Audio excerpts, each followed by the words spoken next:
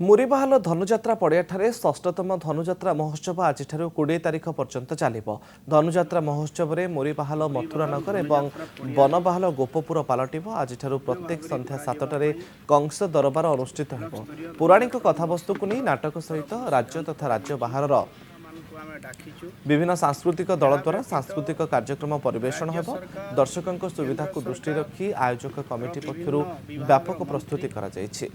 दुर्मिला सुरबद्ध नारद कंसक संवाद, देवकी विवाह, कंस सिंहासन आरोहण, षड़पुत्र विनाश, स्वर्गपुर आक्रमण, नंद उत्सव, काली उत्तोलन, गोपपुर में कार्यक्रम आयोजित हो। पुलिस प्रशासन पक्षरु श्रृंखला व्यवस्था को कड़ाकड़ी करा जायछि।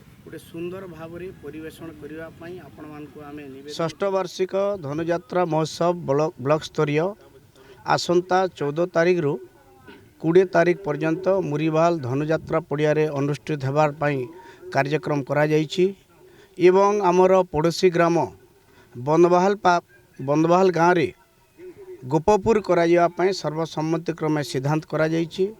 गोपपुर एवं धनुजात्रा महोत्सव चलित वर्ष रंगारंग कार्यक्रम सह राज्य एवं राज्य बाहर विशिष्ट नेतृत्व व्यक्ति मान को आम डाकिचु।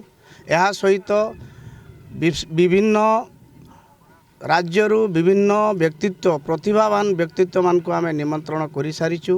विभिन्न ग्रुप मान को आम निमंत्रण कर सारीचु। आहुरी जोरसोर भाव में रंगारंग कार्यक्रम करने आम चेष्टा करुचु एवं ये धनुजात्रा आहुरी आकर्षण होगापाई आमर जे कंस महाराज श्रीजुक्त आर्तत्राण सुनानी नेतृत्व रे तांकर टीम नेतृत्व रे जोरसोर रे करने आम निष्पत्ति नहीं सारी।